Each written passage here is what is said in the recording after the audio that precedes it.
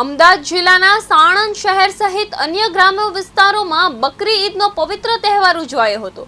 સાણંદ શહેર સહિત ગામોના વિવિધ મસ્જિદો તેમજ વિરોચનગર ઈદગાહ ખાતે મુસ્લિમ બિરાદરીઓ મોટી સંખ્યામાં સામૂહિક ખાસ નમાઝ અદા કરી હતી। નમાઝ બાદ દેશ અને સમાજમાં અમન, શાંતિ, સુખ અને સમૃદ્ધિ માટે દુઆઓ માંગવામાં આવી હતી। તહેવાર નિમિત્તે મુસ્લિમ સમાજના લોકો વહેલી સવારથી જ મસ્જિદો અને ઈદગાહ ખાતે પહોંચ્યા હતા। તહેવારને ધ્યાનમાં રાખી સ્થાનિક પોલીસ દ્વારા ચુસ્ત બંદોબસ્ત પણ ગોઠવવામાં આવ્યો હતો। તારીખ 28 ના રોજ સાણંદ તાલુકાના વિરોચનનગર ગામની ઈદગાહના અંદર ઈદ ઉલ અઝહા નિમિત્તે જે દિવસ અલ્લાહ તરફથી પોતાના દોસ્ત ઇબ્રાહીમ અલૈહિસ્સલામ માટે એક ઇમ્તિહાનનો દિવસ હતો।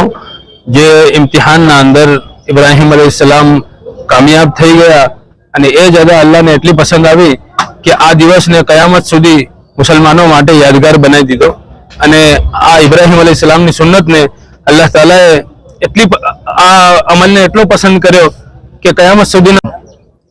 आज साणंद तालुकाना विरोचननगर गामे ईदगाहना अंदर ईदगाहनी नमाज पढ़ावामां आवी। अल्हम्दुलिल्लाह पूर सुकून साथे नमाज थई। अल्हम्दुलिल्लाह नमाजना पछी दुआ भी थई अने अमनो अमान माटे दुआओ भी करवामां आवी। मुल्कना हितमां भी अल्हम्दुलिल्लाह दुआ करवामां आवी के मुल्कना अंदर अमनो अमान अल्लाह पाक कायम करे अने बाकी अल्हम्दुलिल्लाह पूर अमनना थी हर एक काम जे करवामां आवी।